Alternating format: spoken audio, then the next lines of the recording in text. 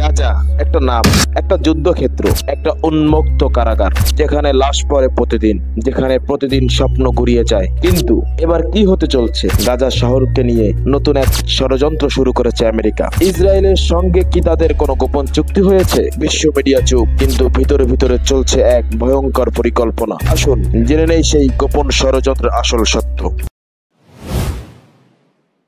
গাজা বরাবরই ইসরায়েলের জন্য একটি টার্গেট ছিল। 1948 সাল থেকে এখন পর্যন্ত ফিলিস্তিনের জমি দখল করার জন্য ইসরায়েল নানামুখী ষড়যন্ত্র করেছে। কিন্তু এবার শুধু ইসরায়েল নয়, এবার সরাসরি ভূমিকা নিচ্ছে আমেরিকা। বিশ্ব রাজনীতিতে নতুন চক্রান্ত শুরু হয়ে গেছে।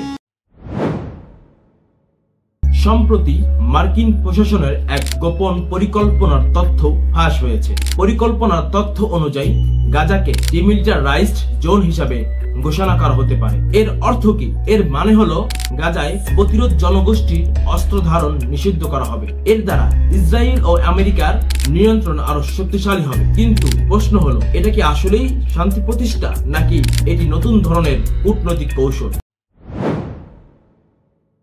গাজাকে নিয়ে ইসরায়েল ও আমেরিকার এত আগ্রহ কেন? কেন তারা এই অঞ্চল দখল করতে চায়? গোপন সূত্র বলছে, ইসরায়েল ও আমেরিকা এক কৌশলগত চুক্তি করেছে, যার অধীনে গাজার নিয়ন্ত্রণ তাদের হাতে চলে আসবে। এতে কার লাভ? ইসরায়েল নিশ্চিত করবে ফিলিস্তিনি প্রতিরোধ দমনে কঠোর পদক্ষেপ, আর আমেরিকা এখান থেকে সামরিক ও অর্থনৈতিক সুবিধা নেবে।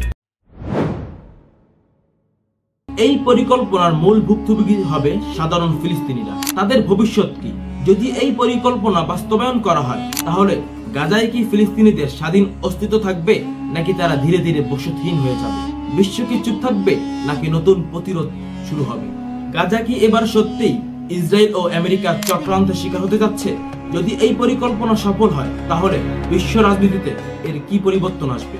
আর মুসলিম বিশ্ব কি চুপ থাকবে? প্রিয় দর্শক, আপনার মতামত কি? এই চক্রান্তের বিরুদ্ধে বিশ্ব মুসলিমদের দাঁড়ানো কি দায়িত্ব নয়?